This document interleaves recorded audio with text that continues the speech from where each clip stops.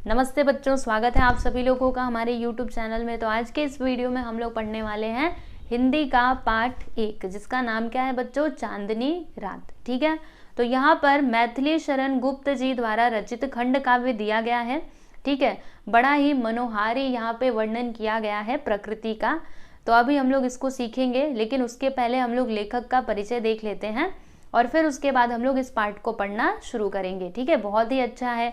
आप लोग अपने हाथ में पेंसिल ले लीजिएगा ताकि जो भी वर्ड्स के मीनिंग मैं आपको बताते जाऊं आप लोग लिखते जाना। ठीक है बच्चों, तो परिचय में देखिएगा। सबसे पहले ये दिया गया है कि इनका जन्म कहाँ और कब हुआ था। तो इनका जन्म हुआ था बच्चों 3 अगस्त 1886 चीरगांव, झांसी, उत्तर प्रदेश में। और इनकी मृत्यु कभी हुई थी? तो 12 दिसंबर 1964 में। ठीक है, मैथिली शरण गुप्त जी खड़ी बोली के महत्वपूर्ण कवि हैं।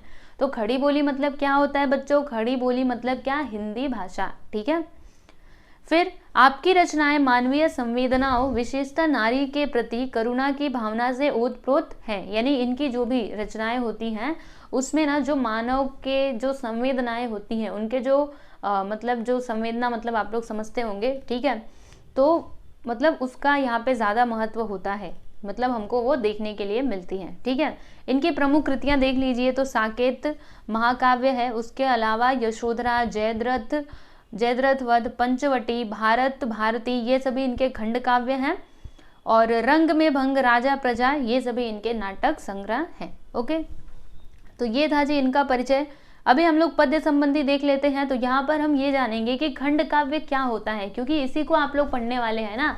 तो खंड काव्य होता क्या है उसको तो समझ लो, उसके बाद से पढ़ते रहना आराम से।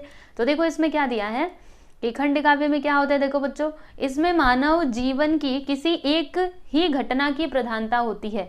मतलब जैसे देखो, अगर हम लोग दूसरी कोई रचनाएं वगैरह देखते हैं तो उसमें क्या होता है, कई सारी घटनाएं एक साथ दी गई रहती है, लेकिन खंड काव्य में ऐसा नहीं होता है। खंड काव्य में कोई एक घटना ही यहाँ पे मतलब विस्तार से लिखी हुई होती है। ठीक है, प्रासंगिक कथाओं को इसमें स्थान नहीं मिलता। प्रासंगिक कथाएं मतलब क्या? जो एक के बाद होती जाती है ना, तो उसमें इसका स्थान नहीं होता है। उसका किसका? प्रासंगिक कथाओं का खंड काव्य में कोई भी स्थान नहीं होता है। अब यहाँ पे ये जो अंश दिया गया है तो ये पंचवटी नामक खंड काव्य से लिया गया है। देखो यहाँ पे वही लिखा है ना कि प्रस्तुत अंश पंचवटी खंड काव्य से लिया गया है। प्रकृति की छटा का सुंदर रूप बड़े ही माधुर्य के साथ अभिव्यंजित हुआ है। चांदनी रात का मनोहारी वर्णन सुंदर शब्दों में चित्रित किया है। ठीक है, यहाँ पे बड़ा ही मनोहारी वर्णन किया गया है चांदनी रात की। चांदनी रात आपको भी अच्छी लगती है ना? देखो कब अच्छी लगती है पता है? जब मेरे गांव में तो जब मैं छोटी थी, ठीक है, जब भी वहाँ पे लाइट नहीं रहती थी, मतलब बहुत ज़्यादा छोटी नहीं थी, अभी मैं बड़ी भी हो गई थी, थोड़ी समझदार। तो जब हम गांव में जाते थे ना बच्चों, जब चांदनी रात होती थी, चंदा मामा आकाश में, ठीक है, और उस टाइम पे आप सब जगह अंधेरा, ठीक है, पूरा अंधेरा, और जब उस टाइम पे आप आकाश में देखोगे ना, बड़ा ही सुंदर लगेगा। आकाश में ही नहीं, नीचे भी देखोगे, मतलब नीचे भी अगर आप देखोगे ना तो भी आपको बड़ा अच्छा लगेगा। समझ में आ रहा है आपको? तो उसी का बड़ा ही यहाँ पे अच्छा वर्णन किया गया है। तो चलिए फिर देरी किस बात की, पढ़ना शुरू किया जाए। सब लोग तैयार हैं? तो चलिए जी देखते हैं। पहली पंक्ति यहाँ पे देखेंगे। चारों चंद्र की चंचल किरणें खेल रही हैं जल थल में, स्वच्छ चांदनी बिछी हुई है अवनी और अंबर तल में। ठीक है, तो चारू मतलब क्या होता है बच्चों? सुंदर। चारू यानी क्या? बहुत ही सुंदर। और चंचल मतलब आपको पता है जो बहुत चंचल होते हैं, जो एक जगह पे स्थिर नहीं होते। और चंद्र यानी क्या? चंद्रमा, बराबर। फिर स्वच्छ यानी क्या? एकदम साफ सुथरा। और अवनी मतलब क्या होता है बच्चों? धरती, पृथ्वी। अवनी यानी क्या होता है? धरती। उसके बाद अंबर यानी क्या होता है बच्चों? आकाश। ठीक है, तो इसमें मैथिली शरण गुप्त जी क्या कहते हैं सुनिएगा। चारु चंद्र की चंचल किरणें खेल रही हैं जल थल में, स्वच्छ चांदनी बिछी हुई है अवनी और अंबर तल में। यानी कि ये जो चंद्रमा की किरणें हैं, चंचल सी किरणें, चंचल क्यों ऐसा बोला जा रहा है? क्योंकि ये कभी उधर जाती हैं तो कभी इधर जाती हैं। ठीक है, ऐसा लग रहा है कि जैसे वो खेल रही हैं, कभी वो जल में जाती हैं तो कभी थल में जाती हैं। जैसे कि जब चांदनी रात हो और नीचे अगर कोई तालाब वगैरह पानी से भरा कुछ, या फिर आप एक थाली भी भर के रखोगे ना, तो आपको ऐसा लगेगा कि जो चंद्रमा है वो थाली में आ गया है ना। इसी प्रकार से तो कवि भी यहाँ पे वही बोल रहे हैं कि वो जो चंद्रमा की जो किरणें हैं, ठीक है, चांदनी रात में जो चंद्रमा की किरणें हैं वो ऐसा लग रहा है कि कभी वो जल और थल में क्या कर रही हैं, खेल रही हैं। और स्वच्छ चांदनी बिछी हुई है अवनी और अंबर तल में। और ये जो चांदनी सी रात है, ठीक है, चांदनी ये अंबर और अवनी यानी कि पृथ्वी और आकाश में एकदम से बिछी हुई है ना, एकदम चारों तरफ शांति है और बस खुला आसमान है, चांदनी रात है। तो ऐसा लग रहा है कि चांदनी जो है ना, ठीक है, चंद्रमा की जो चांदनी है, जो प्रकाश है, वो पूरा आकाश और पूरी पृथ्वी पे भर गया है। समझ में आया आपको? एक बार फिर से बताती हूँ, सुन लीजिए बड़े ही ध्यान से। क्या कहते हैं यहाँ पे मैथिली शरण गुप्त जी कि चारु चंद्र की चंचल किरणें खेल रही हैं जल थल में। यानी ये जो सुंदर से दिखने वाली सुंदर सी जो चंद्रमा की किरणें हैं, ठीक है, वो ऐसा मानो ऐसा लग रहा है कि जल और थल में, यानी कि थल यानी क्या होता है, पृथ्वी और जल में ऐसे खेल रही हैं। कभी वो दिखाई देती हैं तो कभी गायब हो जाती हैं, इस प्रकार से। और बहुत ही स्वच्छ सी निर्मल सी चांदनी बिछी हुई है अवनी यानी कि पृथ्वी और अंबर में, ठीक है। तो ये था जी पहले पंक्ति का मतलब। अभी आगे बढ़ा जाए, चलिए आगे चलते हैं और देखते हैं कि आगे कभी क्या कहते हैं। पुलक प्रकट करती है धरती हरित तृणों की नोकों से, मानो झूम रहे हैं तरुभी मंद पवन के झोंकों से। देखो बच्चों, यहाँ पर ये जो पुलक है ना, पुलक का मतलब क्या होता है, खुशी। और प्रकट यानी क्या, जाहिर करना, प्रकट करना। इसके अलावा यहाँ पे देखो हरित तृणों, मतलब हरित तृण यानी क्या होता है, हरी घास, ठीक है। तृण मतलब क्या होता है, घास, ओके। और फिर यहाँ पे देखो तरु मतलब क्या होता है बच्चों, पेड़, ठीक है। जो पेड़ होते हैं ना उनको क्या कहा जाता है, तरु कहा जाता है। तो यहाँ पे क्या कहते हैं मैथिली शरण गुप्त जी कि पुलक प्रकट करती है धरती हरित तृणों की नोकों से, मानो झूम रहे हैं तरु भी मंद पवन के झोंकों से। यानी कि ये जो हमारी धरती है ना, वो ऐसा लग रहा है क्या कर रही है, अपनी खुशी को जाहिर कर रही है, उसको प्रकट कर रही है, ठीक है। कैसे वो प्रकट कर रही है उसको, तो हरित तृणों की नोकों से, यानी जो हरी हरी घास है, जैसे घास जो होती है उसमें जो नुकीला सा ऊपर निकला रहता है, ठीक है। तो वो क्या हो रहे हैं, जो घास है ना वो क्या हो रहे हैं, इस चांदनी रात में झूम रहे हैं, ठीक है। तो ऐसा लगता है कि जो धरती है वो बड़ी प्रसन्न है और अपनी खुशी को वो जाहिर कर रही है। समझ में बात आई आपको? फिर आगे कहते हैं कि मानो झूम रहे हैं तरु भी मंद पवन के झोंकों से। मंद यानी क्या, धीमे धीमे, ठीक है। तो यहाँ पे कहते हैं गुप्त जी कि ऐसा लगता है कि जो पेड़ है ना वो भी, जो धीरे धीरे हवा बह रही है, जो धीरे धीरे पवन बह रहे हैं, पवन मतलब क्या, हवा, ठीक है। तो जो धीरे धीरे हवा बह रही है उसके साथ मानो ऐसा लग रहा है कि ये जो पेड़ है ना वो भी क्या हो रहे हैं, झूम रहे हैं, यानी खुशी के मारे। मतलब ऐसा लग रहा है कि सब एकदम प्रसन्न है, पूरी की पूरी प्रकृति, धरती अपने खुशी को व्यक्त कर रही है हरित तृणों के नोकों से। और जो हमारे पेड़ पौधे हैं वो भी ऐसा लग रहा है कि वो मंद मंद पवन के साथ क्या हो रहे हैं, झूम रहे हैं, ठीक है। समझे ना इसको अच्छे से बच्चों? क्या कहते हैं यहाँ पे कवि जी कि ऐसा लग रहा है कि जो धरती है वो क्या कर रही है, पुलक यानी कि खुशी को जाहिर कर रही है। तो खुशी कैसे जाहिर कर रही है, वो जो हरी हरी घास है ना उनकी नोकों से, यानी कहने का मतलब क्या है कि जो हरी घास है ना वो लहरा रही है और जो आपके पेड़ है ना वो भी क्या हो रहे हैं बच्चों, झूम रहे हैं धीरे धीरे पवन के साथ, ठीक है। चलिए इसका मतलब आपको समझ में आया। अभी आगे चला जाए तो हमने 2 पंक्तियां देख ली हैं, अभी हम आगे बढ़ेंगे। क्या ही स्वच्छ चांदनी है यह, है क्या ही निस्तब्ध निशा, है स्वच्छंद सुमंद गंध वह, निरानंद है कौन दिशा। देखो बच्चों यहाँ पे कितनी अच्छी बात कहते हैं कवि जी। सबसे पहले यहाँ पे निस्तब्ध का मतलब समझ लीजिए। निस्तब्ध यानी क्या, रुका हुआ, एकदम शांत, ठीक है। निस्तब्ध यानी क्या, एकदम से शांत। और सुमंद यानी क्या, मतलब एकदम मंद मंद।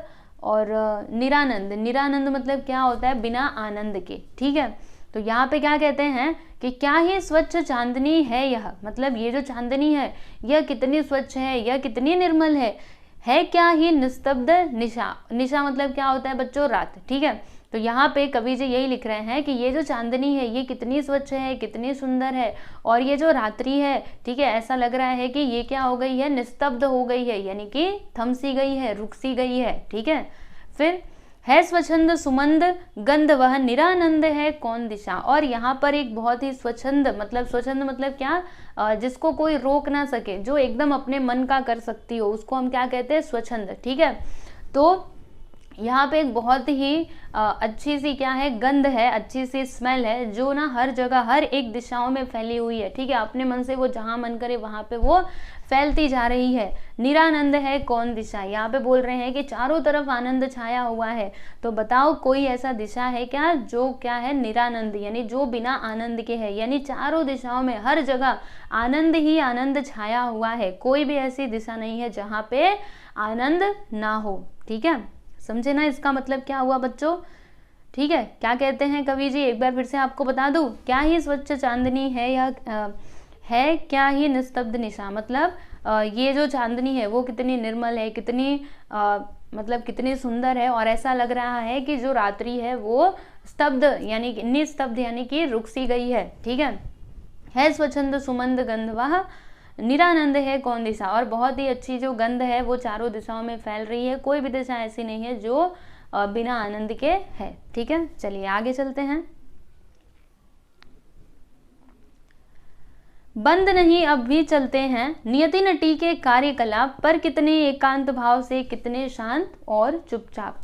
देखो बच्चों, यहाँ पे जो गुप्ता जी हैं वो लिखते हैं कि बंद नहीं अब भी चलते हैं। जैसे हमने ऊपर देखा था ना, ऊपर हमने क्या मैंने आपको क्या बोला था कि जो रात्रि है मानो ऐसा लग रहा है कि वो रुक सी गई है, थम सी गई है, ऐसा लग रहा है कि अब वो मतलब यहाँ पे जो समय है ना वो आकर के रुक गया है, लेकिन ऐसा नहीं है। बंद नहीं मतलब बंद नहीं हुआ है, अब भी चलते हैं नियति नटी के कार्यकलाप, जो भाग्य के कार्यकलाप है। नियति मतलब क्या होता है बच्चों, भाग्य, और नटी यानी क्या, जैसे कि नटी मतलब नर्तकी हम लोग बोल सकते हैं, लेकिन यहाँ पे नर्तकी, नर्तकी मतलब क्या, नाचने वाली। तो इसमें नाचने वाली कौन होगा, तो यहाँ पे मतलब वो यहाँ पे नटी मतलब नर्तकी की ही बात की जा रही है, लेकिन इसका मतलब यहाँ पे कुछ और होगा। जैसे कि जो रात की अभिनेत्री है, ठीक है, नटी, नियति नटी के कार्यकलाप, यानी जो रात की अभिनेत्री है उसके कार्यकलाप अभी भी क्या हो रहे हैं, चल रहे हैं। ठीक है, यानी वो बंद नहीं है। पर कितने एकांत भाव से कितने शांत और चुपचाप, मतलब वो सभी अपना काम तो कर रहे हैं, ठीक है, लेकिन वो एकदम एकांत भाव से, एकदम शांत। एकांत मतलब क्या होता है, अकेले होना। ठीक है, तो वो एकांत भाव से कितने शांति से और चुपचाप से अपना काम किए जा रहे हैं। हमें ऐसा लग रहा है कि जो रात्रि है वो थम सी गई है ना। ऊपर हमने देखा था ना कि रात्रि रुक गई है, मानो ऐसा लग रहा है, लेकिन एक्चुअल में ऐसा हुआ नहीं है। नियति नटी के जो कार्यकलाप हैं वो धीरे धीरे आहिस्ता आहिस्ता चल ही रहे हैं। ठीक है बच्चों, चलिए जी, समझा ना आपको। तो यहाँ पे हमने ये देख लिया, अभी इसके आगे और भी है, हाँ और भी है, देखते हैं। चलो, है बिखेर देती वसुंधरा मोती सबके सोने पर, रवि बटोर लेता है उनको सदा सवेरा होने पर। यहाँ पे कवि जी लिखते हैं कि है बिखेर देती वसुंधरा, वसुंधरा मतलब क्या होता है बच्चों, पृथ्वी।